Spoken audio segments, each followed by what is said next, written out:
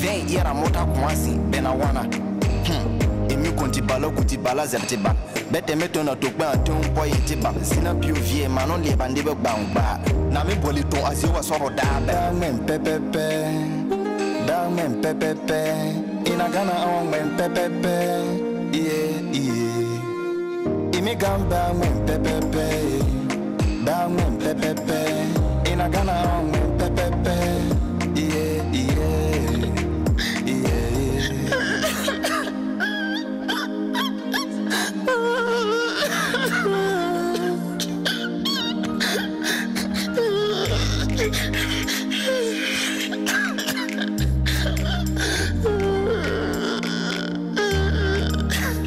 Gamba men pepepe, da men pepepe, ina gana on men pepepe,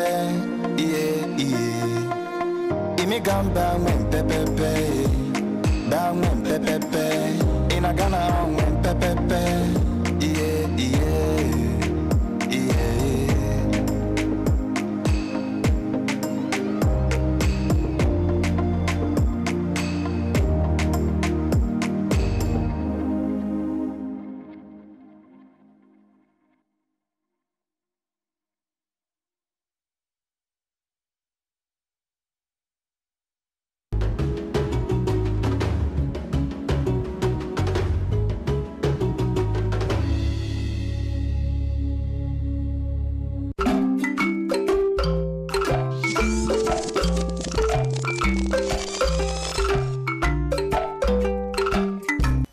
Et dans la rubrique invité du jour, nous recevrons pour vous aujourd'hui Monsieur Baka Alassa. Il est le représentant du service international Vie et Santé. Donc, il est le représentant au Burkina Faso. Nous parlons de bien-être aujourd'hui avec notre invité du jour.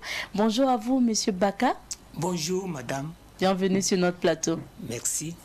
Alors, pour débuter cet entretien, M. Baka, est-ce que vous pouvez mieux nous présenter votre service? Il s'agit notamment du service international, service Vie et Santé, dont vous êtes le représentant au Burkina. Merci, madame.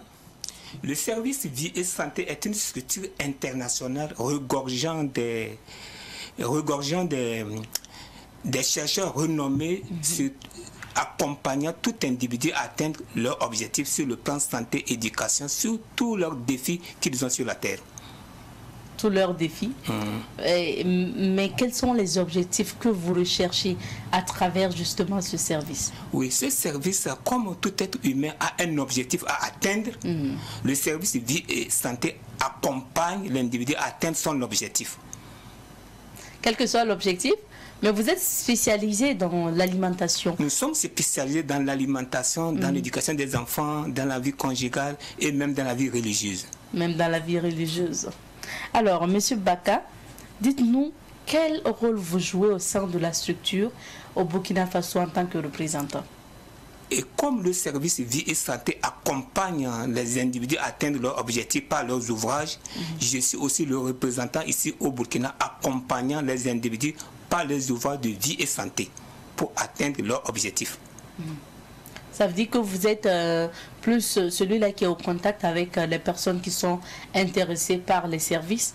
Vous faites la promotion aussi des livres. Nous faisons la promotion des livres et nous animons aussi des formations ou des conférences. Des conférences, des formations. Sur la santé, sur l'éducation, sur la vie familiale. Alors, vous sensibilisez la population, vous faites des formations, comme vous l'avez dit tout à l'heure, sur le bien-être, la consommation des aliments également. Pourquoi ces sensibilisations? Pourquoi c'est important d'informer la population? L'alimentation a une influence sur l'être humain, sur tous les aspects de l'être humain. Et de nos jours, nos maladies dont nous, surtout sur l'alimentation, de nos jours, nos maladies dont nous croisons, nous avons, sont dues à notre alimentation. C'est pour cela que nous voulons faire une sensibilisation pour montrer l'importance de l'alimentation sur l'être humain, sur tous ces aspects. Est-ce que vous pensez que les Burkinabés s'alimentent mal, M. Baka? Merci, madame. Le Burkinabé est un pays intègre. Pays où les gens cherchent la performance. Ils cherchent à perfectionner ce qu'ils font. D'accord. Et c'est un pays où ils veulent atteindre la perfection dans aspect. J'ose croire aussi sur le plan alimentation, les Burkinabés veulent toujours apprendre, veulent toujours améliorer leur style de manger, leur style de l'alimentation. Ils veulent améliorer. Maintenant, vous n'avez pas répondu à ma question. Est-ce que concrètement, justement, le constat que vous faites, c'est qu'on retrouve des populations qui, je ne veux pas dire, qui mangent quand même mal. Parce qu'on a des aliments aussi qui ne sont pas assez sains pour la santé que nous avons l'habitude de manger. Par exemple, aujourd'hui, on dit que c'est pas intéressant, c'est pas bien pour l'organisme de manger la viande ou des repas lourds à partir de 22h, 23h, parce qu'on n'arrive pas à digérer. Mais on a des populations qui le font aujourd'hui. Des populations, on a des personnes qui font ça. Oui, comme nous disons, tout être humain a besoin d'apprendre. Je pense que le Burkinabé aussi a besoin d'améliorer. Donc, nous sensibilisons tout le monde sur cet aspect de l'alimentation. Comme vous venez de le dire, manger des aliments lourds à partir de 22h a des effets négatifs sur la santé. Et sur la santé. Il faut le savoir pour mieux se protéger. Voilà, c'est pour cela que nous voulons sensibiliser, présenter les avantages et les inconvénients de l'alimentation et comment s'y alimenter pour mieux vivre. Pour mieux vivre. Alors, maintenant, on va s'intéresser aux livres, parce que c'est à travers les livres là que vous démontrez comment on peut mieux s'alimenter, bien s'alimenter pour mieux vivre, Monsieur Baka.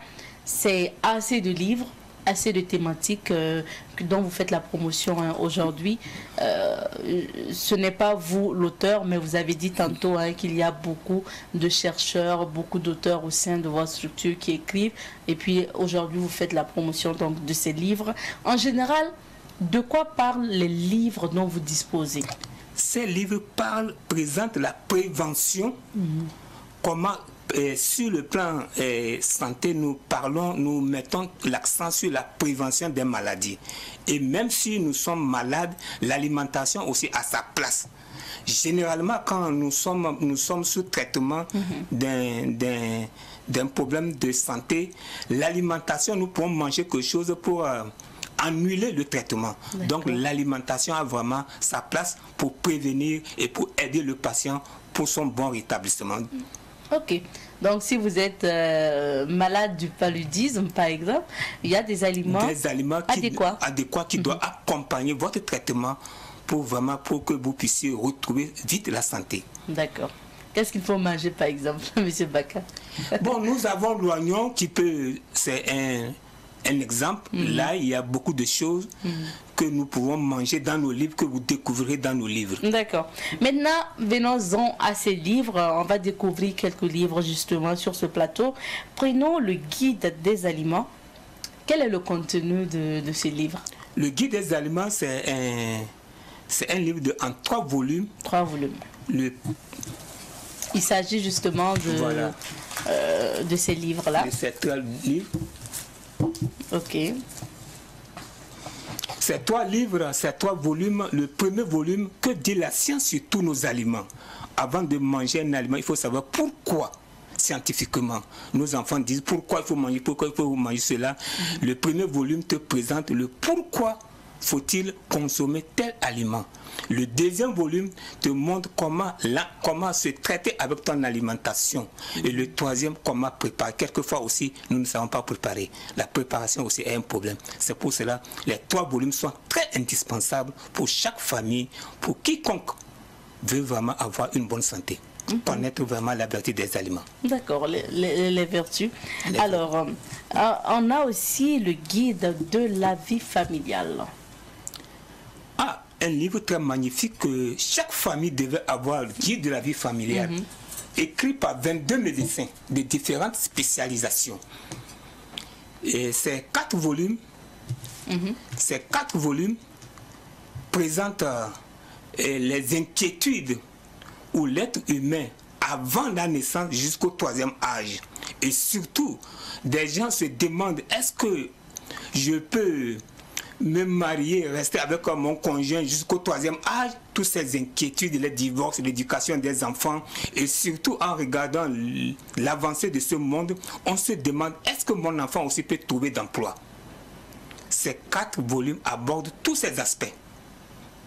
qui sera vraiment salutaire pour chaque foyer, chacun de les avoir. Alors, M. Baka, ce n'est pas forcément pour que vous nous résumez tout le livre, donc les tomes du livre, mais quand même, on voudrait avoir une idée plus concrète donc, du contenu du guide de la vie familiale. Est-ce que ce sont des conseils qu'on donne dans ce livre ou bien ce sont des situations qu'on explique? Est-ce que vous pouvez nous en dire plus? Des conseils, des traitements. Mais est-ce que ça aussi, ça parle justement de nourriture ou bien c'est uniquement les conseils sur la vie familiale? Ça concerne la vie familiale. Et dans la vie familiale, on peut aussi rencontrer des maladies. Dans ces maladies, on traite ces maladies dans le foyer. On parle aussi de comment éduquer nos enfants, de comment vivre en famille, et tous ces aspects sont abordés dans le guide de la vie familiale.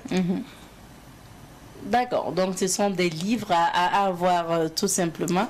Il y a également la santé par les plantes. Oui. Ça veut dire qu'on peut se soigner avec les plantes. Comment ça peut se faire, M. Baka? Oui, la nature nous offre beaucoup de choses pour aider l'être humain à jouir d'une bonne santé.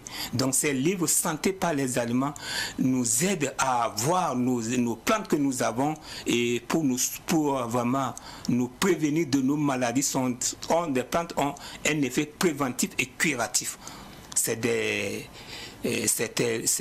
livres qui aideront la population à connaître les vertus que la nature possède pour jouir de leur santé, pour se traiter de leurs maux dont ils ont. Monsieur Baka, nous on souhaite bien quand même tirer des secrets. Donc vous avez parlé de plantes. Est-ce que vous pouvez nous donner quelques exemples quand même de plantes qui soignent? Ok. Dans Santé par les plantes, à la page 280, vous serez surpris que notre maïs,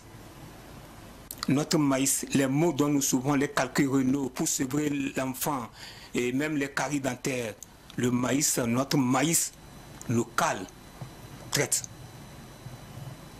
Donc ça veut dire que dans nos livres là, vous verrez vraiment des choses qui vont vraiment vous surprendre. Des gens souffrent aujourd'hui de calculs rénaux. Nous avons le maïs jaune. Pour sevrer son enfant, nous avons aussi le maïs qui fait vraiment aussi, qui peut aider la femme pour sevrer son enfant. Là, on parle du livre Santé par les aliments. Santé par les plantes. Par les plantes. Parce qu'après, il y a Santé par les aliments. Oui. C'est un livre d'ailleurs que vous m'avez offert, que j'ai feuilleté. Merci d'ailleurs au passage madame. Pour ce livre-là. Santé par les aliments. Et quel est le contenu de ce livre? Est-ce que vous pouvez nous en parler? Oui, Santé par les aliments, c'est un livre aussi comme guide les aliments. Mais nous pouvons dire dans Santé par les aliments, aide à connaître les causes de nos maladies, comment se traiter avec notre alimentation, et avec notre alimentation, nous pouvons nous traiter. Et comme je le disais, dans Santé par les aliments, à la page 31, quand nous souffrons d'un mal, nous sommes sous traitement, page 31, nous pouvons avec notre alimentation accompagner notre traitement. On peut accompagner notre traitement par les aliments. Et puis moi, j'ai pu voir, hein, on prend par exemple un produit, on dit par exemple le fruit, la fraise par exemple, on vous montre les vertus de la fraise, la banane, l'avocat. Quand j'ai parcouru un peu le livre, c'est un peu tout ça. Et puis il y a même des recettes justement pour faire donc des plats avec les aliments qui sont bien et utiles pour l'estomac, pour le cœur, pour les organes en tout cas du corps humain. C'est un peu de ça que ça parle. Mais ce que j'ai constaté aussi, surtout quand j'ai lu Santé par les aliments, c'est qu'il y a des aliments ou des fruits qui ne sont pas accessibles au Burkina. Quoi qu'on dise, on est au Burkina. Si vous vous retrouvez aussi à avoir des noms que vous ne connaissez pas forcément, ou même si vous connaissez, difficile de les trouver sur le marché, comment on peut pouvoir quand même suivre les conseils de ce livre, M. Baka? Oui, nos livres que nous présentons à la population sont conçus sur le plan international. Chacun se retrouve dans sa zone. Quand on prend un organe, on cite plusieurs aliments. et vous verrez que dans votre contexte, vous allez trouver l'aliment qu'il vous faut. Ok. Donc, il faut juste s'adapter. S'adapter. Il y a également Santé par les boissons. Oui. Résumez-nous ce livre. Ce livre, Santé par les boissons, pour certains traitements des maux, comme à l'hôpital, on a besoin du sérum, on a besoin d'une piqûre. Santé par les boissons te permet de te traiter comme on met le sérum, on met la piqûre, te permet de te traiter par, comme en utilisant les jus pour se traiter efficacement. Santé par les boissons, ce qui est encore intéressant, avec Santé par les boissons, toi-même tu peux composer les jus. Toi-même tu sauras la composition, c'est ce que je suis en train de faire. Et aujourd'hui, comme nous le disons, la santé est individuelle. Ton hygiène, la manière dont tu composes est différente de ce qu'on vend au marché. Santé par les boissons te permet de composer tous les jus de tes différents maux, de comment se traiter, et comme nous disons, avec des jus naturels pour vraiment avoir une santé auquel tu attends. Donc, des recettes encore. On a dans vos livres des aliments qui peuvent aider l'être humain aussi à justement prendre soin de chaque organe de son corps. Okay. Est-ce que vous pouvez nous parler de cet ouvrage? C'est le corps sain. Le corps sain. Qui te permet de connaître le fonctionnement de tous les organes et les aliments adaptés à chaque organe, de la tête jusqu'aux chevelures. Tous les organes sont pris en compte. C'est possible ça? C'est possible. Tous les organes dont vous souffrez avec votre alimentation, vous verrez tel organe, tel aliment qu'il faut, les méthodes naturelles, vous verrez comment se traiter avec notre alimentation. Mais ça c'est plus avant d'avoir le mal, c'est plus préventif, non? Et comme des aliments, c'est préventif et curatif. Si nous sommes malades, ce livre pourra t'aider et tu peux aussi avec cela prévenir.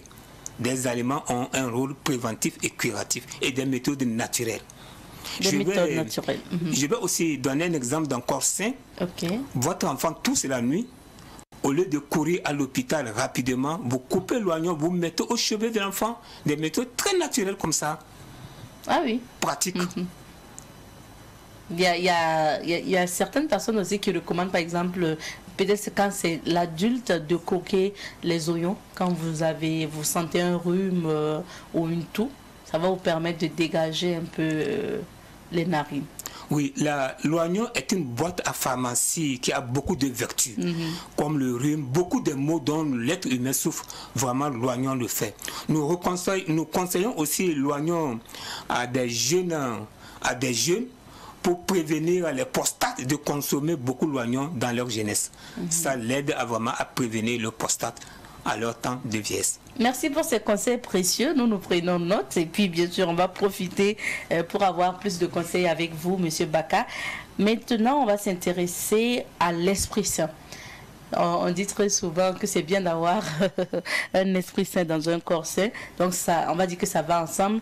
Comment justement on peut affronter les défis de chaque jour? On a le stress qui est là, on est souvent dépressif. Comment on peut justement avoir cet esprit sain là pour affronter la journée?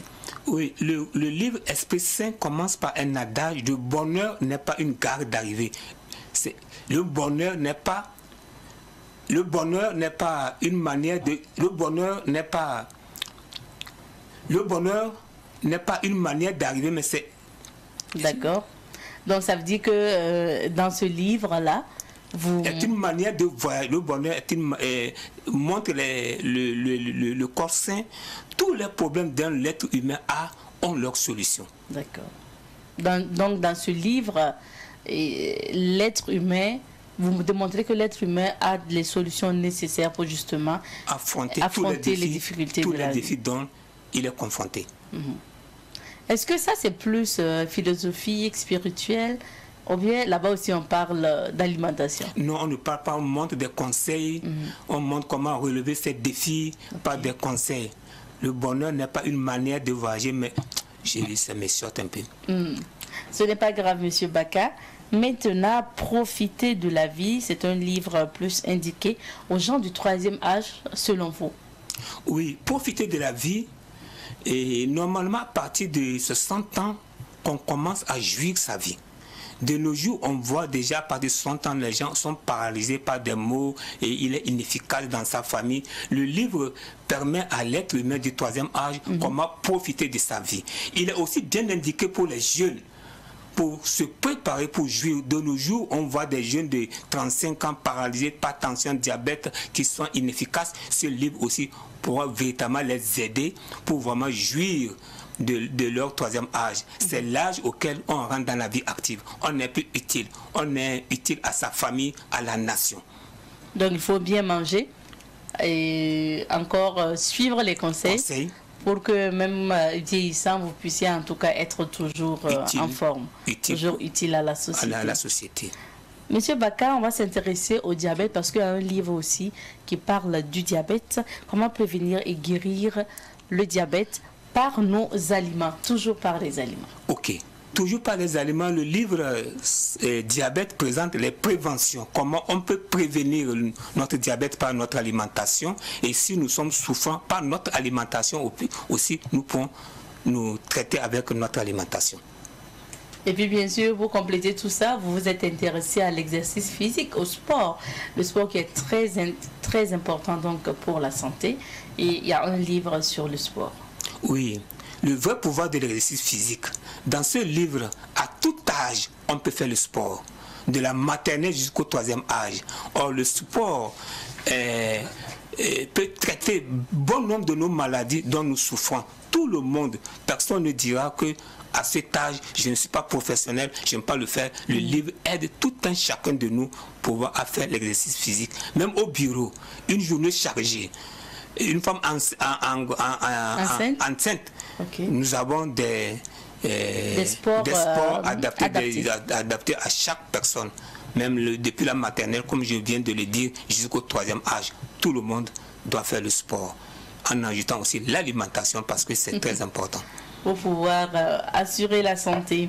Et il y a un livre dénommé En bonne santé et fort. Et pour vous, c'est plus un livre qui est destiné aux jeunes couples. Pourquoi vous dites ça? Oui, aux jeunes couples, puisque les jeunes couples, l'alimentation, là-bas, on montre l'influence de l'alimentation pour les jeunes couples. L'alimentation a un impact, comme je dis, avant la conception, pendant la grossesse et jusqu'à l'adolescence de l'enfant. Donc aujourd'hui, nous avons des maladies ou des déformations dues à l'alimentation. Lors de la grossesse, l'alimentation a sa place. Jusqu'à l'adolescent, nous devons accompagner, savoir quel aliment faut-il donner à nos adolescents. Le livre est très bon pour les jeunes couples.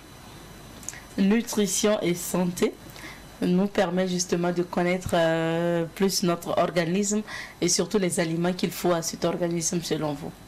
Oui, Nutrition et santé, c'est un livre, nous avons certaines inquiétudes ou certaines choses. Ce livre nous montre l'importance aussi de l'alimentation. Ces défis ou ces questions que nous nous posons, Nutrition et santé nous présente ce qu'il nous faut.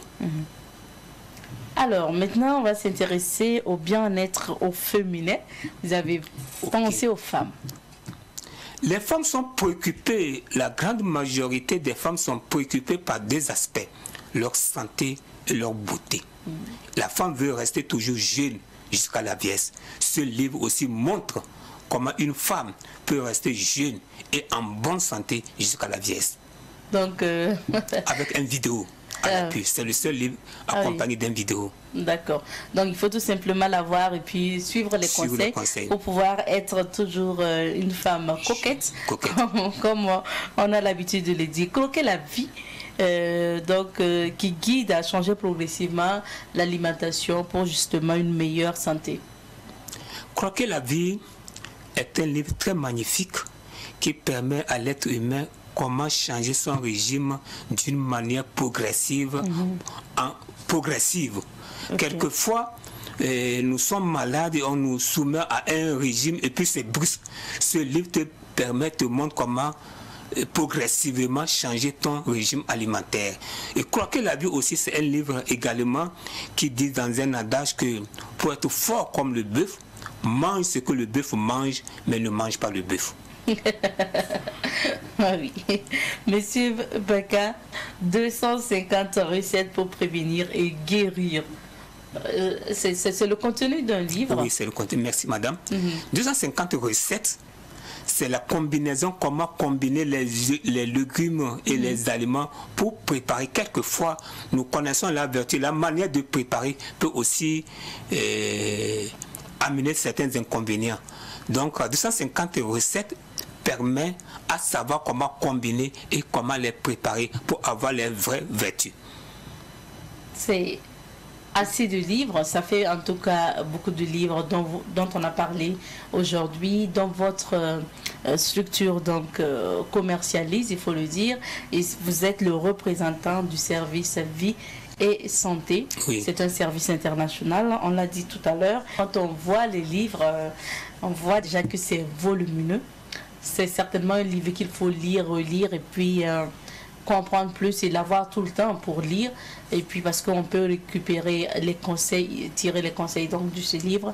On se demande combien il peut coûter vos livres. Oui, comme la santé n'a pas de prix. Et ce livre Santé par les aliments. Oui. Vous avez plusieurs maladies, vous connaîtrez les causes, les traitements. Et aujourd'hui, si l'on veut voir la tension, quelqu'un qui est tensionnaire, ce qu'il dépense par mois, c'est à partir de 25 000 ou 30 000. Mais cet ouvrage va le prévenir, même s'il tombait, il peut se retrouver sa santé. C'est à 27 000 francs. 27 000. 27 000 francs. Maintenant, pour les livres qui sont en tomes, par exemple, Guide des aliments, c'est 3 tomes. 3 tomes, Guide des aliments. Et vous vendez le complet à combien? Les 3 volumes. Parce qu'il faut connaître d'abord, les 3 tomes sont complémentaires. Les 3 tomes, ça fait 125 000. Okay. Bon, ça dépend. Ça fait 125 000 à l'heure où nous sommes en train de parler. Et Guide de la famille, 135 000 à l'heure où nous sommes en train de faire. C'est vraiment un trésor inépuisable, ces livres. Où ils passent, ces livres ont des témoignages. Qui ose les avoir, dira que vraiment, j'ai eu un livre de repère. Un livre guide, un livre vraiment qui va m'aider à relever mes défis. Merci beaucoup, Monsieur Baka. Notre temps est en train de s'épuiser. On va vous permettre un mot de fin avant de nous quitter. Ok. Je voudrais d'abord remercier la radio qui m'a permis cette opportunité de... La radio et la télévision maintenant, ça va de média. La télévision média qui m'a donné cette opportunité de présenter le service international vie et santé qui, dans des pays où passe, a vraiment des témoignages. Certains pays ont accepté ces livres et leur changement a été radical. J'ose croire que le Burkinabé qui veut toujours, qui veut la performance, la perfection. Aussi, ces livres-là sortiront le pays burkinabé de beaucoup de défis sur le plan santé, éducation. Aujourd'hui, on se demande avec nos enfants, les adolescents, comment les encadrer, les divorces, tout cela. Ces livres les aideront à leurs inquiétudes. Merci bien. Je rappelle que dans l'entretien du jour, nous recevions pour vous Monsieur Baka Alassa. Il est le représentant du service international, service vie et santé. Donc, il est le représentant de ce service au Burkina Faso. C'est un service justement qui est spécialisé en publication d'ouvrages, que ce soit des ouvrages qui puissent vous permettre de bien vous alimenter à travers des livres comme Santé par les aliments, Santé par la boisson. Il y a également des ouvrages qui puissent vous permettre de mieux réussir l'éducation de vos enfants, comme justement Guide de la famille, et puis on a Guide des aliments.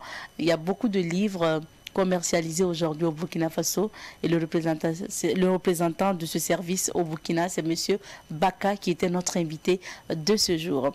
Merci à vous d'être passé, et puis encore on va vous souhaiter excellente fête de Saint-Valentin à vous. Merci. Et dans la rubrique invité du jour aujourd'hui, nous recevons des hommes de Dieu qui viennent d'Afrique. Il faut le dire comme ça, puisque l'un vient de la Côte d'Ivoire et l'autre du Cameroun. Nous sommes avec Dr pasteur Alla Sourkou. Il est pasteur ivoirien et il faut rappeler qu'il est président fondateur du Minetab en Côte d'Ivoire et président fondateur de l'Institut biblique CEFAS. Donc c'est un institut qui forme bien sûr les pasteurs. Il est là sur ce plateau parce qu'il est venu au Burkina Faso recevoir un prix honorifique. Nous en parlerons tout à l'heure. Docteur Sourkou, bonjour et bienvenue. Bonjour Madame Nikima. Bienvenue au Burkina. Merci encore, heureux d'être au Burkina et de faire la connaissance de Savane Télé. Que Dieu vous bénisse. Amen, merci bien. Pasteur, vous n'êtes pas venu seul, hein, vous êtes venu avec votre allié. Il s'agit de l'apôtre Emmanuel Nken. Il est justement pasteur camerounais et il faut rappeler qu'il est justement le président fondateur de la mission Amour et Réconciliation avec Christ, formateur également des pasteurs, plus de 40 personnes formées à son actif. Alors, bonjour et bienvenue. Bonjour Madame Nikema, merci de m'accueillir sur votre plateau. Merci à tous les deux d'être là sur ce plateau pour faire plus connaissance avec nos téléspectateurs. Docteur Sourkou, dites-nous, qu'est-ce que vous faites en Côte d'Ivoire? Je suis donc docteur Alla Sourkou. Je suis pasteur, fondateur donc de la Minetab ou du Minetab, la mission internationale d'études approfondies de la Bible, une église évangélique qui a pour objectif essentiel d'amener les chrétiens, les croyants à la connaissance parfaite, profonde des Écritures et à pratiquer la parole de Dieu après l'avoir bien maîtrisée, par le Saint-Esprit bien sûr. Donc nous faisons des enseignements approfondis de la Bible et depuis le mois de mars 2021, je viens d'ouvrir l'Institut de formation CEFAS parce que je crois de tout mon cœur qu'il faut ramener le corps de Christ à la connaissance parfaite des Écritures. Il faut reformer en ces temps de la fin le corps de Christ qui a besoin vraiment de formation. Je viens donc d'ouvrir l'Institut de formation CEFAS et je suis aussi consultant à la télévision chrétienne Béni TV depuis plus de 6 ans. Ah oui, c'est beaucoup de casquettes et quand même le volet formation m'intéresse bien. Qui est-ce que vous formez? Je forme d'abord tous les hommes, toutes les femmes, tous ceux qui ont à cœur de devenir enfants de Dieu, mieux de devenir fils de Dieu, héritiers du royaume, mais qui ont à cœur de connaître les Écritures par la révélation de la parole donnée par le Saint-Esprit. Les études que nous faisons sont très approfondies, c'est un don que j'ai reçu, sont très approfondies. Nous voulons ramener le corps de Christ à l'essentiel du message chrétien qui est pour nous, selon 1 Corinthiens 1, verset 17 à 18, verset 20 à 23, se résume en Jésus-Christ et Jésus-Christ crucifié. L'ossature de nos enseignements, c'est Jésus-Christ crucifié, c'est la croix. Nous prêchons la croix. Nous voulons ramener le corps de Christ à la prédication de la croix. Car Paul dit en Romains 1, verset 16, la prédication de la croix est une puissance de Dieu pour le salut de quiconque croit, du juif premièrement, puis du grec. Retour donc au message essentiel de la Bible, qui est le message de la prédication de la croix. Retour donc à retrouver Jésus-Christ, qui est le personnage principal de toute la Bible, de la Genèse à l'Apocalypse. Donc voici un peu ce que nous faisons. C'est très approfondi. Nous prenons l'Ancien Testament, nous pouvons démontrer par A plus B que tout parle de Jésus-Christ. Jésus est caché dans tous les passages de la Bible et nous voulons révéler Jésus-Christ au monde entier. Alors, Monsieur Nken, maintenant, votre nom de famille, quand même, vous avez un très beau nom de famille. Merci beaucoup, ainsi que vous. Nikema, c'est tout beau, quoi. Ah oui, Monsieur Nken, même si on vous en veut un peu quand même, je veux dire, on en veut au Cameroun d'avoir arraché cette 3e place au Burkina. C'était juste un jeu. C'était juste un jeu. Hein. C'était pas une guerre entre le Burkina et le Cameroun. C'était un jeu, encore que le Burkina nous a mené 3-0. Bon, en bon lion et en table. Vous voyez, on a un peu fait comme ça et puis voilà. Il fallait vous réveiller. Voilà, il fallait qu'on se réveille. Alors, maintenant, nous allons parler justement donc, de votre... de vos formations aussi. Vous rappelez que vous êtes le président fondateur de la mission Amour et Réconciliation avec Christ. Est-ce que vous pouvez nous parler donc de votre structure? Ok, merci beaucoup. Je dis encore bonjour aux Burkinabés qui nous écoutent et à tout le monde dans le monde.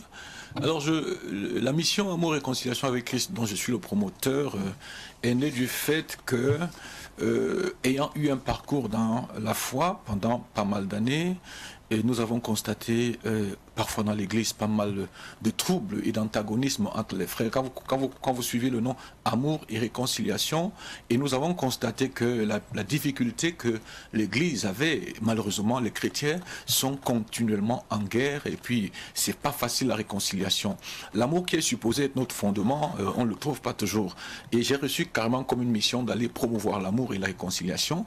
Et quand j'ai commencé ce ministère, cette vocation, j'avais constaté du fait de mon parcours en tant que serviteur de Dieu que la difficulté que nous avons dans le ministère, à avoir un ministère d'impact, c'est que les serviteurs n'étaient pas formés. Voilà pourquoi je me suis attelé à former les missionnaires. Donc c'était 40 pasteurs, mais les missionnaires qui ont été formés, c'était plus de 500. Et de ces 500, on a pu trouver 40 à peu près qui manifestaient la vocation, parce que ça fait près de 30 ans que je suis dans le ministère. Donc nous les avons formés, et puis voilà, nous les envoyons sur le terrain pour aller prêcher l'évangile dans le même sens que le docteur. L'autre souci, c'est que les gens connaissent le Christ vivant, le Christ crucifié, mais plus que vainqueur. Et que les gens le sachent et qu'ils s'approprient cette œuvre qui s'est tenue, qui a eu lieu à la croix, afin de marcher en plus que vainqueur dans la société et être un impact positif dans la société. Donc voilà un peu ce que nous faisons. Nous avons travaillé. Il y a des missions qui sont établies dans plusieurs villes dans le pays et aussi en dehors du pays. Donc voilà, nous allons de pays en pays. Avec le docteur, nous avons pu contracter une alliance qui permet qu'avec son savoir et mon apport, nous nous mettons ensemble pour attaquer les nations. Aujourd'hui, nous sommes au Burkina, c'est dans le cadre de l'alliance. Nous sommes partis à Madagascar, donc nous allons partout où on sent le besoin de passer ce message. Alors, docteur Sourkou, vous partez... Oui. Là où vous sentez le besoin donc d'apporter ce message. L'actualité quand même en Afrique aussi, c'est un peu cette crise sécuritaire dans la sous-région où vous êtes ivoirien, vous vivez les difficultés aussi du Burkina, du Mali, du Niger. Insécurité oblige. Est-ce que dans ce contexte-là, quelle est la place justement de la prière ou la place qu'on doit donner à Dieu? Merci encore, Madame Nikiema. Nous avons connu des crises en Côte d'Ivoire.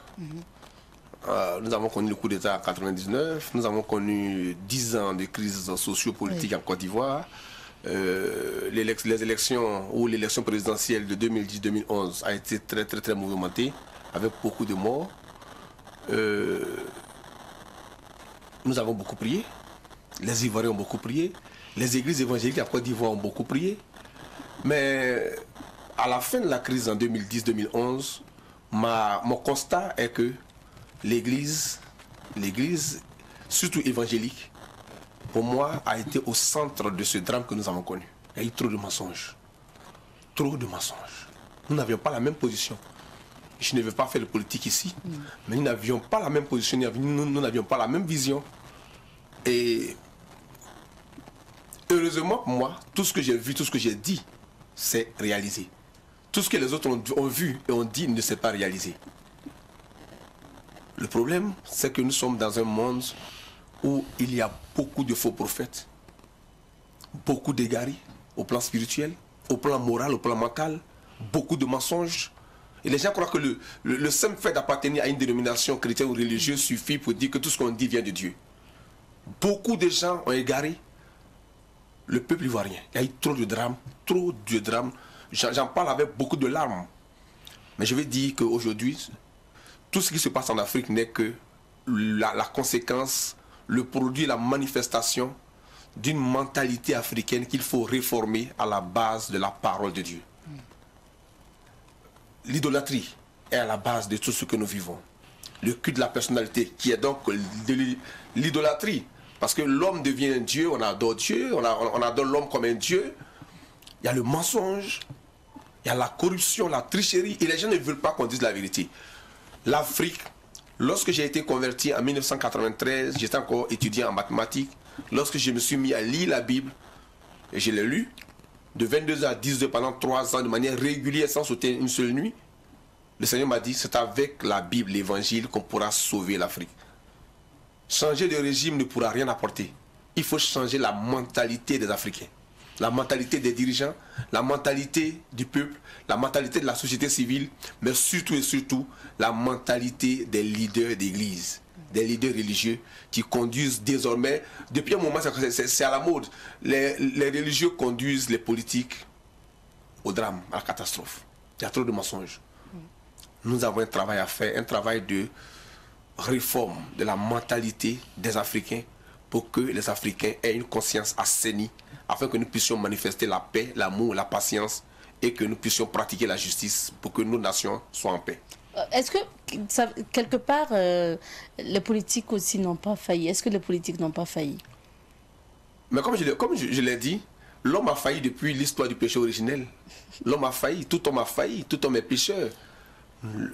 Ceux qui ont le plus failli, ce ne sont pas les politiques à mon avis, ceux qui ont le plus failli, ce sont les éclaireurs des sociétés, des nations, ceux qui doivent être lampes de la terre et lumière du monde, ceux qui doivent être sel de la terre, ce sont les religieux qui ont failli. C'est l'Église qui a failli. En Côte d'Ivoire, je vous le dis en vérité, j'ai été reçu par une dame qui est archéologue religieuse, qui est professeure dans plusieurs universités en Europe comme ici en Afrique. Elle s'appelle, j'étais son nom. Elle est venue me voir parce qu'elle a entendu parler de moi. Elle m'a approché. Elle a écrit un livre intitulé Guerre mystique en Côte d'Ivoire. Elle m'a réservé au moins 5 pages dans ce livre. Ce livre est un livre aujourd'hui qui est étudié dans toutes les universités du monde. Cette dame est devenue une amie parce que tout ce que j'ai dit s'est réalisé. Et je vous dis qu'en Côte d'Ivoire, les religions et les religieux ont poussé les politiques à l'extrémité. On pouvait sauver la situation. On pouvait sauver la situation à un moment donné, mais ils sont allés jusqu'au bout. Nous sommes allés à l'extrémité et il y a eu trop de morts. C'est dommage. Monsieur Nken, dans un contexte d'insécurité, crise sociopolitique en Afrique, quel doit être le rôle des églises ou des hommes de Dieu? Ok, avant que même d'arriver au contexte de crise, parce que là c'est un peu comme en urgence qu'on intervient, et vous savez il est très difficile d'intervenir en urgence dans une situation comme celle-là. Notre devoir est un devoir avant-gardiste, c'est-à-dire de prévenir l'arrivée même des crises. Et comme mon frère et allié disait tout à l'heure, si l'Église est sérieuse, si les conducteurs religieux sont sérieux, alors la société va bien se porter. Dans la Bible, il dit « Heureuse la nation dont l'Éternel est le Dieu ». Vous savez, toutes ces personnes qui interviennent en politique, d'une manière ou d'une autre, appartiennent à une chapelle religieuse, d'une manière ou d'une autre. Alors, ceux qui sont des conducteurs, des éclaireurs des nations, s'ils sont sérieux, alors ils vont impacter ceux qui les suivent. Alors, c'est vrai, s'il faut que je parle de l'urgence pendant les crises, il faut déjà dire le préalable qu'il faut, n'est-ce pas, prendre en considération pour que la crise n'arrive pas. Mais maintenant que nous sommes arrivés en crise, la crise est là, et il faut juste encourager ceux qui sont au cœur de la crise de continuer à croire en Dieu qui, dans sa miséricorde, peut rétablir l'ordre. Mais l'ordre est déjà déstabilisé. Alors il faut continuer, nous prêchons l'évangile, nous conseillons le peuple au cœur au travers des balles, mais il faut continuer la mission, encourager les gens, leur dire, même si ça va mal aujourd'hui, la prière, le sérieux, parce que tout le monde peut prier, mais il est question de quelqu'un qui parle et qui touche le cœur de Dieu par sa vie de qualité. Il faut cette vie de qualité qui manque dans l'Église pour que la gloire de Dieu descende. Si nous sommes dans la vérité, si nous avons une vie qui convient selon le Seigneur, la grâce de Dieu descend et nous rétablissons toutes choses. Tout à l'heure il disait, il faut reformer. L'Église est devenue juste un instrument d'élévation personnelle et non de glorification de Dieu. Nous sommes là pour glorifier le Seigneur. Et si Dieu se sent glorifié dans ce que nous faisons, il descend, il établit l'ordre. C'est ce que nous devons faire. Donc, en pleine crise, puisqu'elle est là, on constate, il y a un peu de mouvement au Burkina, il y a le Mali, il y a, je crois aussi, Niger, la Guinée, Guinée, ainsi de suite. Et il faut que la parole de Dieu soit prêchée. Il faut qu'on attire l'attention des hommes. Il faut que les gens sachent que sans Dieu, on ne peut rien. En fait, il faut le comprendre. Vous savez, la poursuite de l'intelligentsia ou bien des modèles copiés d'ailleurs, il faut toujours se poser la question, est-ce que ces modèles sont dignes d'être reçus? Nous retrouvons dans des imbroglios qui ne conviennent pas à notre culture. Nous poursuivons aveuglement certaines tendances dans le monde qui ne sont pas assorties à nos réalités culturelles. Il faut savoir que nous avons des normes et des valeurs en Afrique qu'il faut respecter. Aujourd'hui, nous embrassons beaucoup de choses. Bien que je sois prédicateur de l'évangile, je suis culturellement africain. Et nous savons ce qui passe en Afrique et ce qui ne passe pas. Remarquez très bien que notre société est en train de complètement être métamorphosée à cause des choses nouvelles qui arrivent. Et vous savez, lorsque vous vous retrouvez dans des choses nouvelles que vous ne maîtrisez pas, vous mêlez les pédales. Et c'est ça, nous sommes arrivés aujourd'hui dans le siècle de la vitesse. Et nous ne sommes plus simplement dans la vitesse, nous sommes entrés dans l'excès de vitesse. Et vous savez, lorsqu'on parle politique, il y a tellement d'enjeux en politique qu'il ne suffit pas juste de dire des mots. il faut comprendre encore les enjeux qui sont derrière. Et voilà pourquoi les hommes politiques, les jeunes intellectuels que nous avons en Afrique, qui sont susceptibles, ou bien supposés, prendre la relève dans la direction des affaires en Afrique, doivent être des personnes suffisamment, n'est-ce pas, marquées par la crainte de l'Éternel. Parce qu'il y a une manipulation de l'autre côté. La vie des hommes est un peu manipulée par... Nous sommes un peu comme des marionnettes que quelqu'un se tient quelque part, il manipule. Mais si ceux qui dirigent ont la capacité de faire face à cette manipulation avec sagesse, nos pays se porteraient mieux. Donc il faut un fondement sérieux pour que nos pays marchent. Et puis qu'il y ait des personnes à la tête de nos nations qui aiment les nations, notre peuple. Parce que si on n'aime pas le peuple, on les livre à n'importe quoi. Alors, docteur Sourkou, oui. La situation est là. Comment on sort de là? Comment on sort de là? Je reviens encore à l'évangile. J'ai lu la Bible, j'enseigne la parole de Dieu, j'ai écrit des livres. J'anime des séminaires et des conférences. J'ai écrit un livre intitulé, enfin c'est encore en manuscrit, mais c'est intitulé Assainissement des eaux intérieures. C'est en 2 Rois chapitre 2 verset 19 à 22. Rapidement, je résume. C'était après l'enlèvement d'Élie, du prophète Élie. Le prophète Élisée a pris le manteau d'Élie, il a eu la double portion de l'esprit qui était sur Élie. Il arrive à Jéricho. Je vous fais savoir que Jéricho signifie pays bas. Jéricho en fait existe en Israël, mais Jéricho est le prototype de ce monde ici-bas. Parce que Israël est un pays mystérieux, les noms des villes, les noms des lieux, les reliefs, les végétations, les personnages qui ont joué des rôles dans la Bible, tout a une signification. Et tout participe à communiquer la pensée de Dieu au monde entier. Jéricho veut dire pays bas, effectivement, quand on partage Jéricho en Israël, Jéricho est situé à moins 40 mètres du niveau de la mer Méditerranée. C'est le pays le plus bas au monde. Son nom veut dire pays bas, effectivement, et Jéricho, comme je l'ai dit tout à l'heure, est le prototype de ce monde ici-bas. Si vous lisez Apocalypse, vous allez voir les 7 trompettes, vous verrez qu'en lisant le livre de Josué, pour détruire la ville de Jéricho, les sacrificateurs ont fait retentir 7 trompettes. Donc, ce monde dans lequel nous sommes va passer par le feu, comme Jéricho est passé par le feu. Donc, Jéricho signifie ce monde ici-bas. C'est le prototype de ce monde ici-bas. Quand Élisée est arrivé à Jéricho, le texte dit que, c'est bien écrit, le séjour du pays, le séjour de la ville est bon, mais les eaux sont mauvaises. Et Élisée a dit à son serviteur, vite, apporte-moi un plat neuf, mets-y du sel. Et Élisée donc a reçu le plat neuf des mains de son serviteur contenant du sel, et Élisée est allé assainir les eaux qui étaient mauvaises. Et c'est écrit, il n'y a plus eu mort ni stérilité dans la ville. Si Jéricho est le prototype de ce monde ici-bas, le séjour étant bon, ça veut dire que ce monde ici-bas est bon. Dieu, dans sa miséricorde infinie, a donné toutes sortes de richesses à tous les hommes. Ceux qui n'ont pas le pétrole ont eu le cacao. Nous sommes le premier producteur mondial du cacao. Nous sommes le 3e producteur mondial du café. Nous sommes le premier producteur mondial de l'anacarde.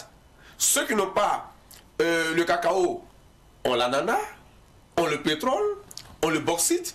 La RDC, dans les documents d'histoire et de géographie de sciences, est appelée une catastrophe géologique. Donc les nations africaines comme européennes, toutes les nations ont des richesses. Dieu, dans sa miséricorde, a déposé les hommes sur la terre. Moi, je suis allé à Dubaï. J'ai fait 10 jours à Dubaï. C'est le désert. Lorsque je suis arrivé dans les toilettes, avant d'aller faire le safari, je suis rentré, le Seigneur m'a dit ceci, il n'y a pas de désert, il n'y a que des mentalités désertes. Comment un pays dans le désert peut produire, peut construire autant de buildings? Un beau pays merveilleux. Il n'y a pas de désert, il n'y a que des mentalités désertes. C'est ce que j'ai reçu quand je suis rentré dans les toilettes. Je suis allé en Israël, c'est un désert. Chez moi, il pleut à tout moment. Chez moi, en Côte d'Ivoire, vous jetez des graines de tomates, ça pousse tout de suite. Quel que soit l'endroit. Mais j'ai vu, lorsque j'ai pris le train, après ma descente d'avion à Tel Aviv, que j'ai pris le train pour aller à Haïfa, j'ai commencé à écrire un livre. J'ai écrit un livre de 13 chapitres. J'ai vu des bananiers pousser sur le roc en Israël. Si Dieu a permis à des pays qui sont dans le désert de produire de la banane poyo, comme chez nous en Côte d'Ivoire, pourquoi nous ne pouvons pas faire mieux? Donc, le problème de l'Afrique, c'est un problème de mentalité. Quand Élisée dit à son serviteur, apporte un plat neuf, c'est quoi le plat? Dans la Bible, je ne vais pas aller trop loin, mais Jésus a dit un jour, pharisiens hypocrites et aveugles, Matthieu 23, verset 25 à 26, nettoie premièrement l'intérieur de la coupe et du plat, et l'extérieur sera net. Dans ce verset-là, l'extérieur c'est le corps humain, la coupe c'est l'âme et le plat c'est l'esprit. Donc un plat neuf, c'est un esprit nouveau. Il faut changer de mental. Comment? Il faut changer de mentalité. Absolument, vous êtes allé plus vite. Le sel assainit. Le sel, c'est de l'eau de mer qui a été cristallisée sous l'effet de la chaleur. Donc, eau de mer cristallisée, ça veut dire l'eau plus la chaleur produit du sel. Le sel purifie, le sel nettoie, le sel assainit. Le sel était utilisé avant, lorsqu'il n'y avait pas encore de notaire, pour établir des alliances entre les peuples. C'est pour ça que lorsque nous faisons les mariages, souvent on met du sel là-dedans parce qu'on veut lier deux familles. Donc, un plat neuf de sel, c'est une mentalité nouvelle. C'est la nouvelle naissance. Les eaux symbolisent quoi? Dans Proverbe 20, verset 5, il est écrit que les desseins dans le cœur de l'homme sont des eaux profondes. L'homme intelligent s'est épuisé. Donc les eaux représentent les desseins des cœurs. Le sel, c'est l'épuration. Le plat, c'est l'esprit. Un esprit nouveau, avec une mentalité transformée par la puissance de la parole, assainit donc la mentalité, assainit les desseins des cœurs, et le séjour qui est bon va alors faire surgir toutes les richesses. Donc le problème, ce n'est pas l'Afrique, ce n'est pas l'Afrique. La RDC est appelée, la terre de la RDC est appelée une catastrophe géologique. Un pays aussi vaste, qui peut engloutir toute l'Europe, qui est riche. Ce n'est pas le changement de régime, c'est le changement de mentalité qu'il faut. Il faut assainir les eaux intérieures. Il faut assainir les desseins des cœurs des Africains. Il faut assainir la mentalité des Africains par la puissance de l'évangile révélé par le Saint-Esprit. Voici ce qu'il faut à l'Afrique pour que l'Afrique émerge. Sinon, les régimes vont se succéder, nous serons toujours statiques. Nous avons un problème de mentalité à transformer. On ne peut changer l'Afrique que par le changement de la mentalité en donnant le vrai culte qui consiste à renouveler l'intelligence de l'homme par la puissance du Saint-Esprit de la parole, selon Romains 12, verset 1 à 3. Vous avez parlé de changer de mentalité. Monsieur Nken parlait tantôt donc des valeurs africaines. Ce qu'on constate quand même aujourd'hui, surtout avec l'avancée ou l'évolution des réseaux sociaux, on constate quand même une banalisation souvent de certaines choses qu'on n'accepte pas forcément en Afrique, où on constate l'exposition quand même souvent même de l'intimité des personnes ou d'autres valeurs qui ne sont pas des valeurs de chez nous, de l'Afrique. Est-ce que ça aussi quand même ça contribue à tâcher les choses en Afrique ou à compliquer en fait la beauté ou à compliquer les choses en Afrique? Je souhaite que ce soit mon frère Ali Emmanuel qui répond, parce que on va prendre ce que j'ai dit, ce qu'il a dit, et faire une synthèse pour sortir quelque chose qui pourrait édifier les frères et sœurs. Ok, vous voyez, le fait d'embrasser des choses nouvelles est très dangereux. Les réseaux sociaux sont le monde dans lequel il n'y a plus de cloison. Tout a été décloisonné. Et la société ne peut pas être, n'est-ce pas, évoluer dans le décloisonnement total. Qu'est-ce qu'on appelle cloisonnement? Ce sont les normes établies. Vous voyez, je suis serviteur de Dieu, et lorsque je parle de la culture africaine, je ne suis pas nécessairement africaniste ou bien panafricaniste ou bien voilà, en train de faire la promotion de la culture africaine, mais c'est qu'il y a des valeurs bibliques que l'Afrique manifestait même sans les connaître. C'est-à-dire le respect de l'autre, la nudité, comment j'appelle ça, la pudeur. Il y a toutes ces choses que nous avions qui étaient déjà marquées dans nos cœurs. Maintenant qu'on a créé donc, c'est comme une foire d'idées où chacun dit ce qu'il dit, on ne respecte plus personne. Vous savez, dans une société comme celle que nous voulons aujourd'hui, dans ce nouvel ordre qui est en train de se mettre sur pied, qu'on appelle le nouvel ordre mondial, où on ne respecte plus rien, si on ne respecte pas l'autorité, n'attendez pas qu'il y ait de l'ordre. Le problème aujourd'hui, c'est qu'on ne respecte pas l'autorité de l'État, on ne respecte pas l'autorité de la famille, on ne respecte pas l'autorité de l'Église. Et lorsqu'on a donc ainsi, n'est-ce pas, balayé toute autorité, on se retrouve dans la confusion. On a appelé ce siècle, je disais tout à l'heure, le siècle de la vitesse. Mais c'est la vitesse vers quoi? Même lorsque vous empruntez une autoroute pour aller quelque part, il y a les plaques de signalisation. On vous dit vitesse limitée, 30 km/h, 60 km/h, au plus 110 km. Mais nous nous fonçons. Et nous sommes en train de foncer. Et quand nous fonçons, on ne respecte pas la norme, ça fait ce que ça fait.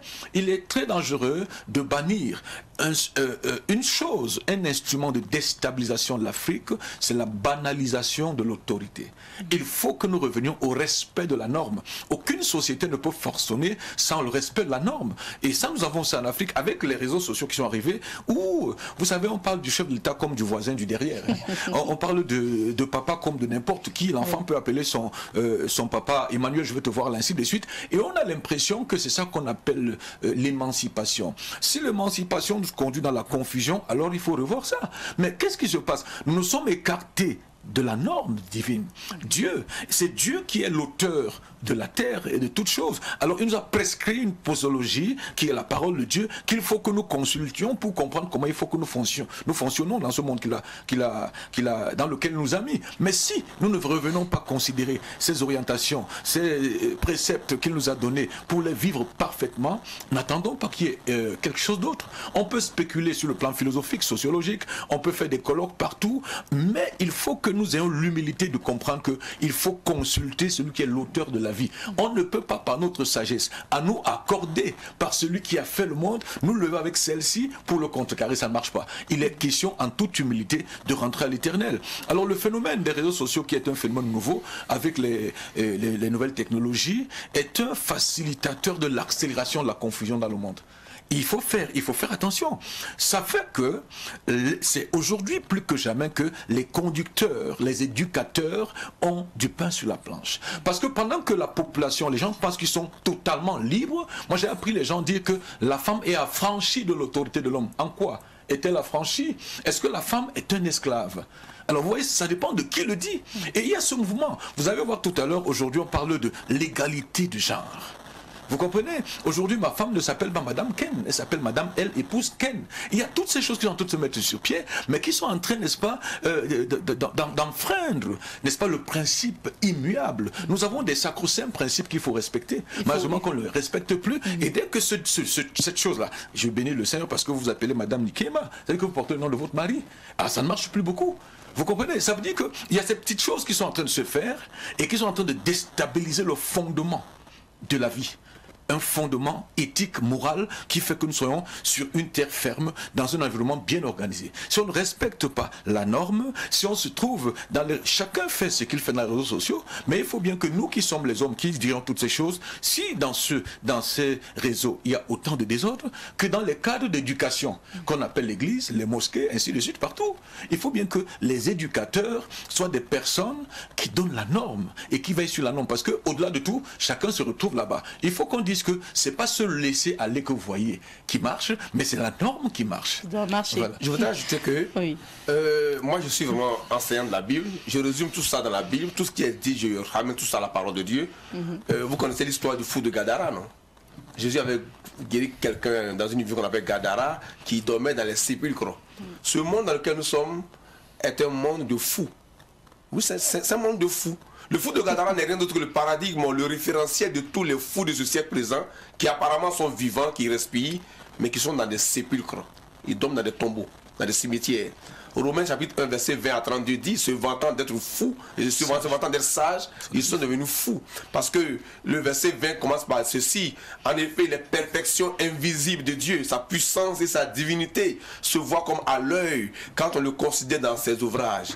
Ils sont donc inexcusables, puisque ayant connu Dieu, ils ne l'ont pas glorifié, ils ne l'ont pas adoré d'être Dieu créateur. Nous sommes dans un monde de fous, et le fou de Gadara n'est rien d'autre que le paradigme et le référentiel de tous les fous qui apparemment vivants, mais qui sont dans des sépulcres ouverts. Ils ont besoin de Jésus. Alors, docteur Sourgou, on va aborder donc la dernière partie de cette émission, les raisons de votre présence au Burkina, parce qu'on me tient qu'il nous reste moins de 5 minutes. Docteur Sourgou, pourquoi vous êtes venu au Burkina Faso? Gloire à Jésus-Christ. En 2020, en novembre 2020, je suis arrivé au Burkina Faso invité par une de mes filles, prophétesse Laure. Et je suis venu pour animer un séminaire de formation parce que je forme les pasteurs, mais aussi les collaborateurs des pasteurs. Okay. Donc, elle m'avait invité pour que je puisse venir relever le niveau des fidèles de son église. Et le thème que je suis venu traiter était ceci, Galates 3, verset 14, afin que la bénédiction d'Abraham eût son accomplissement chez les païens. C'est-à-dire quoi? Abraham est sémite. Abraham était de l'autre côté du fleuve l'Euphrate à Babylone, lorsque Dieu s'est révélé à lui, et Dieu lui a dit, va-t'en de ton pays, de ta patrie, de la maison de ton père. Et Abraham est le père de la foi. Abraham est parti. Mais comment une révélation qui a été donnée à un homme de l'autre côté au Moyen-Orient, comment nous, païens africains, européens, occidentaux, pourquoi nous aujourd'hui nous pouvons affirmer selon Galates 3 verset 27 que nous sommes la postérité d'Abraham? Comment la bénédiction que Dieu a faite à Abraham est arrivée à nous pour que nous puissions nous appeler Israélites de la Nouvelle Alliance? Donc je suis venu faire une démonstration pour démontrer que depuis Abraham, en passant par Isaac, Jacob, Joseph, Joseph qui va en Égypte, qui épouse une femme égyptienne, donc africaine, et donc il y a 2 enfants, Ephraim et Manassé, etc., etc. J'ai fait une démonstration magistrale sur la puissance du Saint-Esprit. Il y avait un prophète qui était dans la salle, qui était le prophète Palais, Herman, qui est le représentant d'une école de théologie américaine, ici. Donc quand il m'a vu donner prêcher, il a été tellement marqué qu'il a fait le rapport à ses, disons, au directeur fondateur de l'école américaine International Glory University. Et c'est comme ça que j'ai été retenu pour recevoir le doctorat honorifique. Donc, Palais m'a contacté et donc je suis venu pour recevoir cette distinction, cette haute distinction qui est le doctorat honorifique. Que vous avez d'ailleurs déjà reçu. Voilà, nous avons fait la cérémonie le 5 Je permets de toucher donc votre diplôme. Tout en anglais. Hein. C'est en anglais. Mon allié parle très bien l'anglais. D'accord. Voilà, donc peut-être qu'il pourra dire un mot là-dessus. Voilà. Monsieur Nken, quand même, que doit représenter ce prix pour le docteur Sourkou, qui est votre allié, votre ami? Ok, vous savez, nous avons la grâce dans l'Église d'avoir un homme comme le docteur Allah Sourkou. Il faut que nous commencions à reconnaître les talents que le Seigneur nous a accordés dans l'Église pour les promouvoir au-delà de l'Église locale. Parce que lorsqu'on commence le ministère, c'est vrai qu'on commence quelque part, mais on n'est pas appelé à rester dans une dénomination, il faut qu'on attaque les nations. Et je peux attester ici que nous avons ainsi le docteur Allah Sourkou, qui est un trésor extraordinaire dans l'Église universelle, pour tous ceux qui peuvent humblement solliciter son intervention. Moi, je l'ai vu, je l'ai écouté, et je peux vous dire que c'est un honneur même qu'il fait à cette université de porter ce titre de cette université, parce que sa connaissance est immense. Vous savez, nous, dans la théologie, nous avons 3 formes d'interprétation de la Bible. Nous avons l'interprétation littérale, l'interprétation allégorique, et semi-littérale, semi-allégorique. Et c'est la personne en qui j'ai trouvé une interprétation exacte allégorique. Vous savez, c'est une aventure compliquée, mais quand monsieur le docteur Allah Sourkou vous amène dans cette traduction de la Bible, cette interprétation, c'est d'une exactitude extraordinaire. Alors, quelqu'un qui a à son actif plus de 100 ouvrages écrits, parce que là, il vous présente juste... Il a justement quelques ouvrages ici, vous en parlez tout à l'heure. Voilà. D'accord. Mais il en a comme ça plus de 100. Alors, étude approfondie de la Bible, leçon de vie. Vous voyez, ça c'est juste ce qu'il a sorti récemment. Oui. Mais je vous dis que 10 mois. Hein. Voilà, en 10 mois. En 10 mois. Alors, les deux? Oui, les deux. Oui. Ça, c'est de mars 2021 à septembre 2021, 6 mois. Et de octobre 2021 à décembre 2021. Voilà. Donc quand vous avez des hommes... Quand vous avez des hommes comme ça, je crois qu'il est bon que nous puissions rendre grâce au Seigneur d'avoir des hommes comme ça. Non, ce doctorat est un privilège pour le corps de Christ. Parfois, on a l'impression que c'est la racaille qui conduit l'Église, mais non, que non.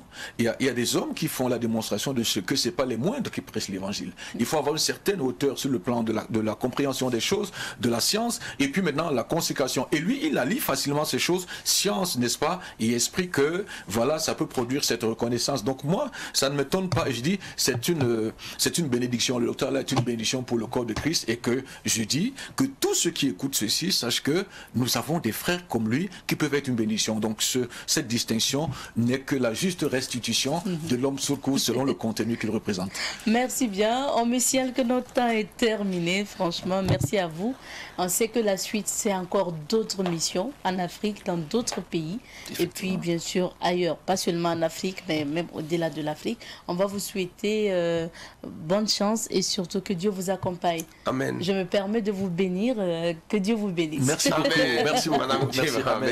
Merci. Amen, amen, amen. Je rappelle que nous recevions pour vous sur ce plateau Dr Allah Sourkou. Il faut rappeler qu'il est pasteur, pasteur ivoirien et président fondateur de la Minetab et président fondateur également de l'Institut biblique CEFAS. Également sur ce plateau, l'apôtre Emmanuel Nken, président fondateur de la mission amour et réconciliation avec Christ. Il faut rappeler qu'il est pasteur camerounais. Merci à tous les deux invités d'avoir été avec nous sur ce plateau. Et c'est ici aussi qu'on s'arrête pour notre entretien de... Aujourd'hui, dans la rubrique invité du jour, nous recevons pour vous M. Mamadou Abdelkader Traoré, alias Papus Traoré. Rappelons qu'il est le coordonnateur du mouvement pour le retour de Blaise Compaoré. Aujourd'hui, membre de l'initiative populaire des organisations de la société civile du Burkina Faso pour l'unité nationale en abrégé IPOSC-BF. Bonjour à vous, M. Traoré. Bonjour, madame. Bienvenue à nouveau sur notre plateau. Alors, question d'actualité pour commencer. Hier, vous avez suivi avec nous certainement la prestation de serment du lieutenant-colonel Paul-Henri Sandaogo Damiba. Alors, il faut dire que c'est fait. Il est légalement le président du Faso maintenant. Que pensez-vous de cette prestation de serment? Pour commencer, je vais d'abord remercier l'équipe technique administrative de Savane Média qui ne ménage à tout moment aucun effort pour nous permettre, nous, leaders d'opinion, de nous exprimer quand même sur les sujets à caractère national. Je vous remercie, je vous remercie. Alors, par rapport à cette prestation de serment, il faut d'abord dire que l'avènement du MPSR n'est pas un coup d'État. Ah oui, ce n'est pas un coup d'État? Ce n'est pas un coup d'État. C'est une prise de responsabilité et qui est très salutaire.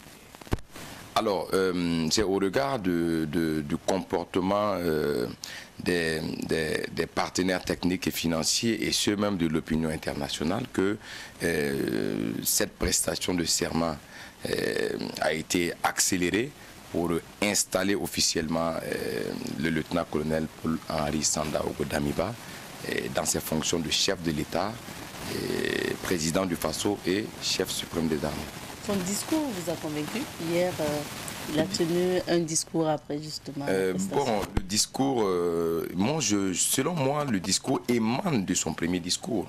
Il est resté droit dans ses bottes. Ce qu'il a dit lorsqu'il a pris le pouvoir, il est revenu redire encore la question de la refondation, de la patrie. Il sera intraitable si il y a des gens qui essaient de mettre des bâtons dans ses roues.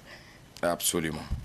Alors, il est resté droit dans ses bottes et moi, je pense que son discours est rassurant parce que à tout moment, quand il prend la parole, il tient compte de tout ce qui est comme mot qui envenime notre société. La question de la sécurité est sa priorité des priorités. La question du retour des déplacés internes dans leur village d'origine. La question aussi de la réconciliation nationale. La question aussi de la refondation de notre État et la recherche de l'intégrité et de l'autorité de l'État. Alors, pour un constitutionnaliste comme le professeur Abdoulaye Souma, pour lui, le Conseil constitutionnel a tué la démocratie en légitimant le pouvoir du lieutenant-colonel Damiba par cette prestation de serment. Est-ce que, justement, quelque part, il n'y a pas de risque à cette allure? Peut-être que quelqu'un d'autre pourrait faire un autre coup d'État, par exemple, au lieutenant-colonel Damiba et exiger, par exemple, la légitimation par un serment, par une prestation de serment. À un moment de la vie d'une nation, il faut qu'on se respecte. Le professeur Souma, il est constitutionnaliste. Nos frères et sœurs sont en train de mourir au front. Entre le papier, la constitution et la vie de nos concitoyens. Moi, je pense qu'il faut faire un choix.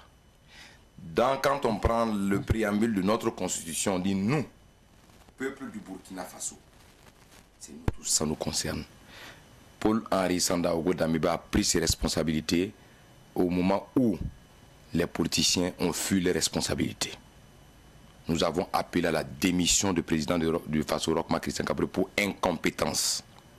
Nous avons bavé, on a été bastillés, bastonnés, emprisonnés. Ces politiciens, ils étaient où? Ces constitutionnalistes, ils étaient où? Puisque Roch a juré, il a prêté serment.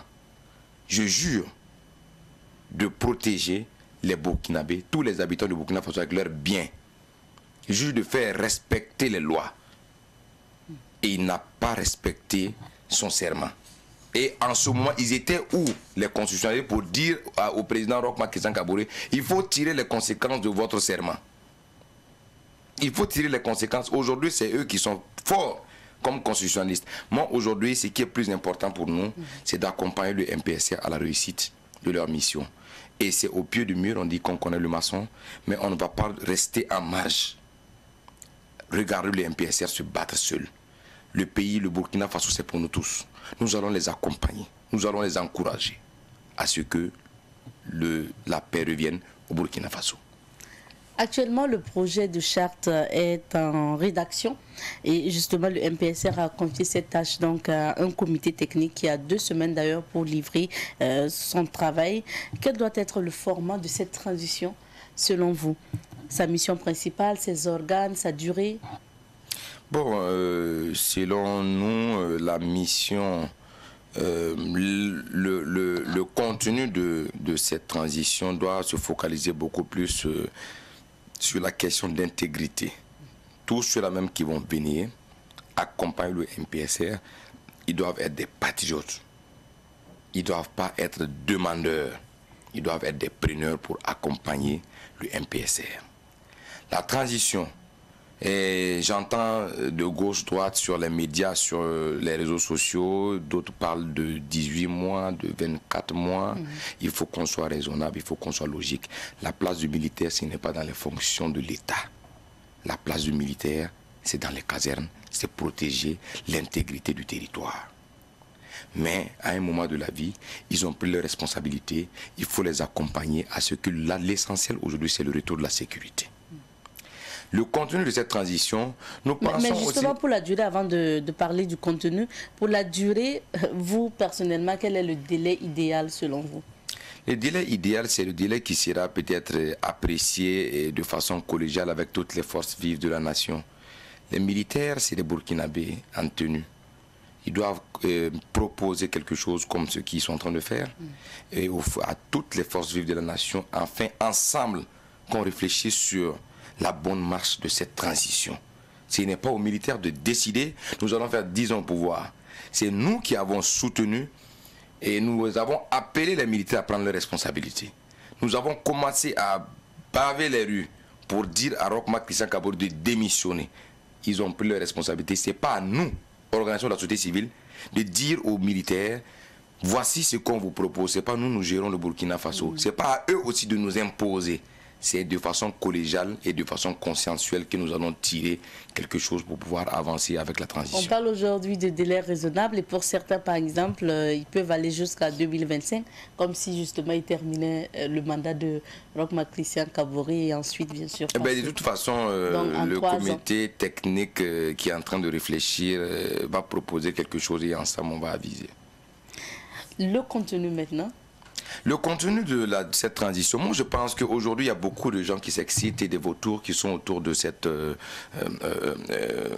du MPSR et c'est comme si c'était une insurrection populaire et c'est comme si le pouvoir appartenait au peuple, c'est comme si c'était un coup d'État et salutaire, comme je l'ai dit, c'était un coup d'État salutaire, c'est une prise de responsabilité et nous avons tout fait.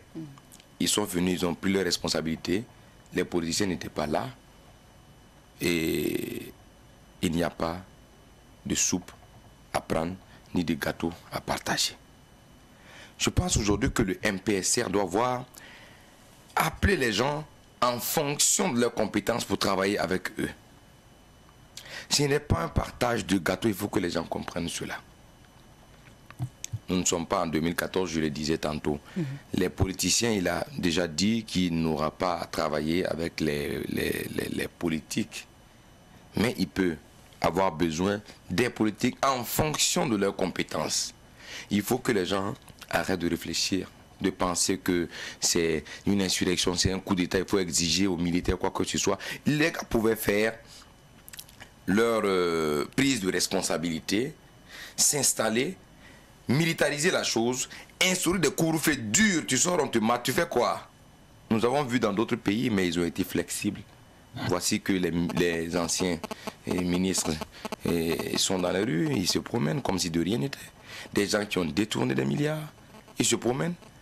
Le président du Faso, chef de l'État, son Excellence Damiba, nous a dit quand il nous a rencontrés, mais il ne faudrait pas aller à la violence.